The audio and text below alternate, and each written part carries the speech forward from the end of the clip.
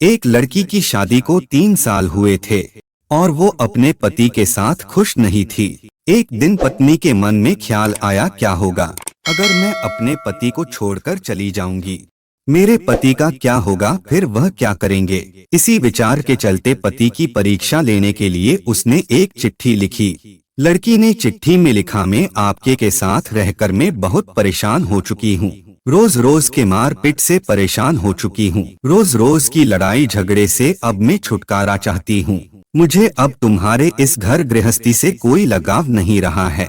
मैं तुम्हारे साथ अब एक पल भी नहीं रह सकती, इसलिए मैं तुम्हें और इस घर को छोड़कर जा रही हूँ। उसने वो चिट्ठी टेबल पर रखी और खुद बेड के नीचे जाकर छुप गई। थोड़ी देर बाद पति ऑफिस से घर लौट आया। उसे घर में अपनी पत्नी कहीं नहीं दिखी। फिर उसकी नजर टेबल पर रखी चिट्ठी पर पड़ी। चिट्ठी को उठाकर उसने पढ़ी। थोड़ी देर तक बिल्कुल शांत रहा, कुछ नहीं बोला। फिर उसने उसी चिट्ठी में पीछे कुछ लिखा और अपने मोबाइल में गाने बजाकर जोर जोर से नाचने लगा। फिर उसने अपने कपड़े बदले और अपनी एक फ्रेंड को फोन लगाया और कहने लगा, मैं आज आजाद हो गया हूँ। मेरी बीवी को आखिरकार ये एहसास हो गया कि वह मेरे काबिल नहीं है, इसलिए वह खुद ही मुझे छोड़कर हमेशा के लिए चली गई है और मैं अब आजाद हो गया हूँ और तुमसे अभी सामने वाले बगीचे में मिलना चाहता हूँ। फटाफट वहाँ आकर मुझे मिलो। ऐसा कहकर पति घर के बाहर निकल गया। दोनों आंखों में आंसू की धारा लिए पत्नी बेड के